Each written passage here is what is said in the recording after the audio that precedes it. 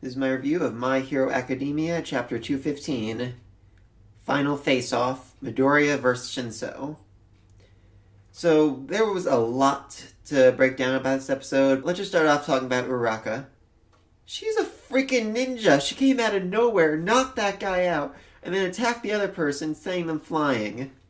I mean, I always figured she'd be support type, But her best skills is in stealth.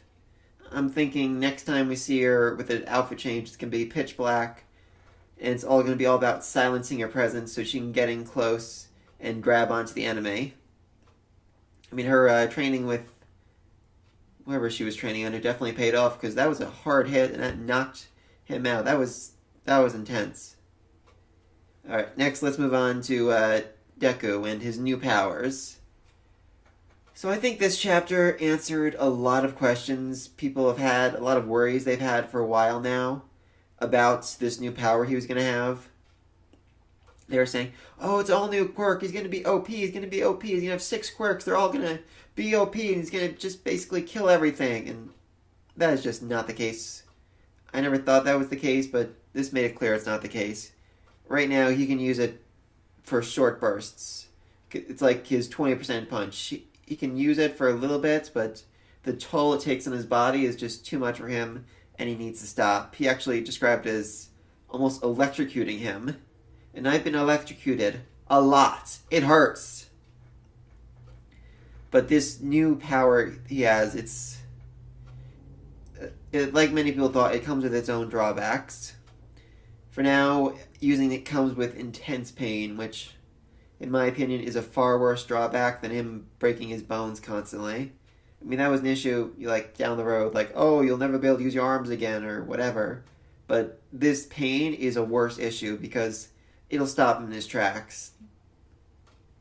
He was able to hold off and keep fighting even when he was broken almost all of his limbs because of the adrenaline in his body that just kept him moving. But this shocking pain, it will just put him to his knees, and that'll be it.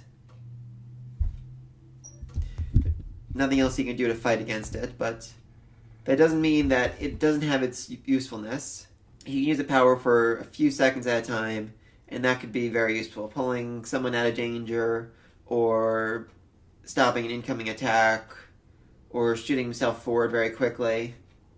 That could be very useful for real quick, small movements, but like he said, until he's mastered One For All, he can't use this just willy-nilly. He can't just be Spider-Man. For now, just a one-shot slingshot.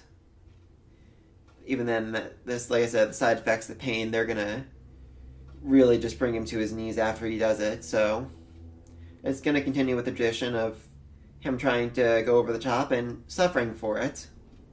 Alright, next is Monoma. What is this guy's deal?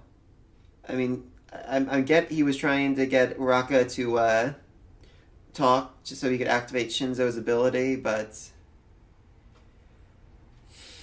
he gives this whole thing, oh, I simply pretend it's 5 minutes, actually 10 minutes.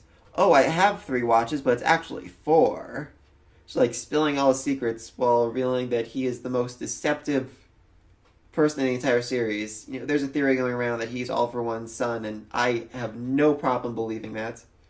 But his mother has to be a clown for him to end up quite like this. It does raise another point, though. He says he can use 4. It might have been a lie. Maybe he can actually use 5. But that would be the size changing, the double hit, the poltergeist, and Shinso. He's all of his team's quirks. So how is he going to steal Deku's? I mean, what happens if he already has 4, and then if 4 is his limit, what happens if he has 4 and then tries to use another one? Will he just lose the first one he did, or could it be he just wasn't thinking ahead and that's why he couldn't steal Deku's? Or could it just be that Deku's quirk just couldn't be stolen? Even if it was, he'd only get the ability to pass on power, not the ability to, the multiplication that he's built up, One For All has built up over the generations.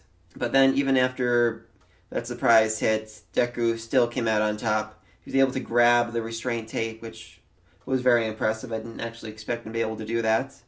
I kind of want to see him do a match against Eraserhead now. That could be fun. But I'm guessing it wouldn't go quite that smoothly. But then, like I said, Raka came in, stopped the other two. Alien Queen took out the third guy, and it looks like it's a win for Team May. So now next week. That's going to be a very, very interesting conversation with All Might. He even said in this chapter, "What the heck have you been through the last few minutes?" Because literally, this has been like I think there's a 15-minute time limit. It's been a very quick match, and in that time, he's unlocked a new ability, talked to the dead, learned that he was going to get 6 more powers, and learned that he was going to be the ultimate inheritor of One for All. I'm not sure if that means that after he's done using it, he'll never pass on again. If the quirk will just disappear or lose its ability to transfer, or if he'll decide this is where it ends. But I can't imagine it's going to be easy to pass on like 7 quirks at once he's done with it.